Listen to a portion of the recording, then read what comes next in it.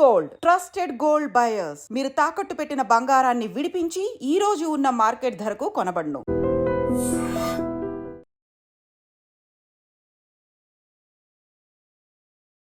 Mutton ముక్క గొంతులో ఇరుక్కోవటంతో ఊపిరాడక ఓ వ్యక్తి చనిపోయినటువంటి ఘటన ఉమ్మడి నిజామాబాద్ జిల్లాలోని కోటగిరి మండలంలో చోటు చేసుకుంది. నస్రుల్లాబాద్ బొప్పాస్పల్లికి చెందిన రుత్వాన్ తారాసింగ్ అనే వ్యక్తి కోటగిరి మండలంలోని ఒక విలేజ్లో శుభకార్యానికి వెళ్ళారు. అయితే శుభకార్యంలో భోజనం చేస్తూ ఉండగా మటన్ ముక్క గొంతులో ఇరుక్కుపోయింది. వెంటనే ఆయనకి వాంతులు కూడా అయ్యాయి. అయితే అతని హుటాహుటిన స్థానికంగా ఉన్న హాస్పిటల్కు తరలించేటప్పటికే ఆయన ఊపిరి పోయింది అని చెప్పి వైద్యులు నిర్ధారించారు. దీంతో ఆ కుటుంబ సభ్యులు పెద్ద దిక్కును కోల్పోయామంటూ బోరున విలపించారు. పోలీసులకు ఇచ్చినటువంటి కంప్లైంట్ ఆధారంగా పోలీసులైతే కేసు నమోదు చేసి దర్యాప్తు చేస్తున్నారు. మృతుడు రుత్వాన్ తారాసింగ్కి 2 భార్యలు, 2 అమ్మాయిలు, ఒక అబ్బాయి కూడా ఉన్నట్టు తెలుస్తోంది.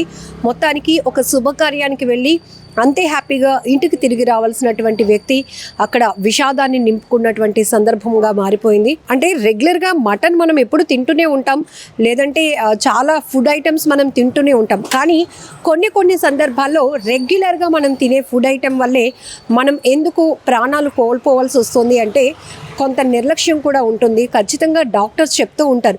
మనం ఎవరైనా ఇలాంటి సజెషన్స్ ఇస్తున్నప్పుడు ఇన్నాళ్ళు తింటున్నాం, ఎప్పుడూ లేనిది ఇప్పుడు ఇలా జరుగుతుందా, మరీ విచిత్రంగా చెప్తూ ఉంటారు అని కొంతమంది ఊరికే తీసి పడేస్తూ ఉంటారు. పిల్లలు కూడా మీరు అబ్జర్వ్ చేస్తే గుడ్డు తిని ఊపిరి ఆడక అని మనం చూస్తూ ఉంటాం. పిల్లలు ప్రాణాలు కోల్పోవటం కానీ, లేకపోతే నూడిల్స్ తిని అప్పటికప్పుడే అస్వస్థతకు గురయ్యి లేకపోతే తీవ్రమైన వాంతులు వచ్చి పసిపిల్లలు చనిపోతున్నారు అని ఇలాంటి కొన్ని విన్నప్పుడు అబ్జర్వ్ చేయాల్సింది ఒకటే. ఇక్కడ ఇతను రెగ్యులర్గా మటన్ ఇన్ని సంవత్సరాలు కాబట్టి ఆయనకి రెగ్యులర్గా మటన్ తినే ఉంటారు. కాకపోతే ఇక్కడ ఏంటంటే తినేటప్పుడు మాట్లాడకూడదు అనేది డాక్టర్స్ చాలా పర్ఫెక్ట్గా చెప్తూ ఉంటారు. ఇది పర్ఫెక్ట్గా మీరు అందరూ స్ట్రిక్ట్గా చెప్తారు, పర్ఫెక్ట్గా ఫాలో అవ్వమని. ఎందుకంటే మనం తినేటప్పుడు ఒకవేళ మాట్లాడినా ఆ ఫుడ్ ఏదైతే మనం ఈ గొంతులోకి వెళ్ళినప్పుడు మోతాదుకు మించి ఉన్నప్పుడు కూడా అడ్డుగా ఇరుక్కుపోతుంది. కాబట్టి దాన్ని తీసే టైంలో మనం ఇమీడియట్గా దాన్ని బయటకు తీసే సందర్భం కూడా ఉండదు. ఆ సమయంలో ఒక్కసారిగా ఊపిరి అందలేనటువంటి పరిస్థితి అయిపోతూ ఉంటుంది. ఇక్కడ ఈ రుత్వాన్ తారాసింగ్ అనే వ్యక్తి కూడా శుభకార్యంలో ఫంక్షన్లో మటన్ తిన్న తర్వాత అతనికి ఒక్కసారిగా గొంతులో ఆ మటన్ ముక్క అడ్డుగా ఉండిపోయింది. దాంతో ఆయనకి విపరీతమైన వాంతులు అయితే వచ్చాయి. ఇమీడియట్గా హాస్పిటల్కి తరలిస్తే తను బ్రతుకుతారు అని అందరూ అనుకున్నారు. కానీ ఇంతలోనే ఆయన ఊపిరాడక ప్రాణాలు పోగొట్టుకోవటం అనేది చాలా బాధాకరమైన విషయం. ఇక్కడ మొత్తం ఒక కుటుంబం పెద్ద దిక్కును కోల్పోయినటువంటి పరిస్థితి కూడా ఉంది. సో ఇలాంటి చిన్న నిర్లక్ష్యాలు కూడా మనం రెగ్యులర్గా చూస్తూనే ఉంటాం. చిన్న పొరపాట్లు ప్రాణాల మీదకు తెస్తాయి అంటే ఈ ఘటన కూడా ఒక ఉదాహరణగా చెప్పొచ్చు.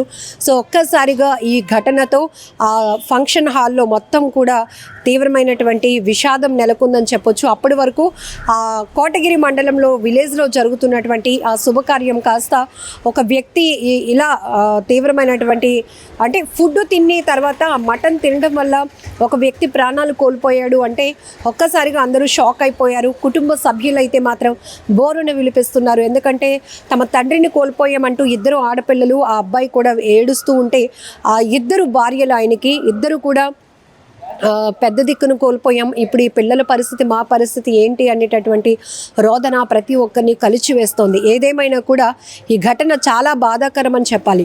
ప్రమాదాల్లో ప్రాణాలు పోగొట్టుకోవటం అనేది మనం తరచుగా చూస్తూ ఉంటాం. కానీ అనుకోకుండా జరిగినటువంటి ఇలాంటివి ఎవ్వరూ ఊహించి కూడా ఉండం.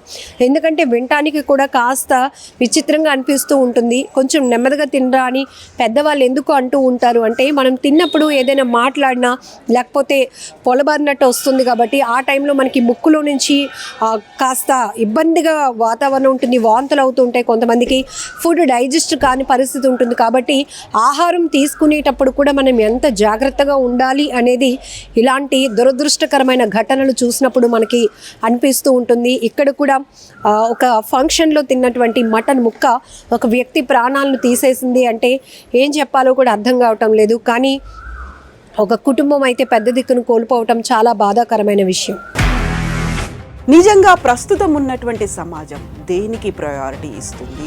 ఆర్థిక సంబంధాల చుట్టూ మాత్రమే తిరుగుతోంది. మళ్ళీ ఎన్నికలంగానే చాలా విరక్తి కలుగుతున్నాం. మంచి అనిపిస్తుంది కదా, లేడీస్ కూడా ఛాలెంజింగ్ జాబ్స్ చేసినప్పుడు చాలా బాగుంటది. ట్రాఫిక్ అసిస్టెంట్స్ గా నియమించిన ట్రాన్స్జెండర్స్ అందరితో సాల్యూట్ చేయించుకుంటున్నారు. ఫుడ్ డెలివరీ ఇవ్వటానికి వెళ్ళినటువంటి డెలివరీ బాయ్ అనిల్ పై కళ్ళ ముందు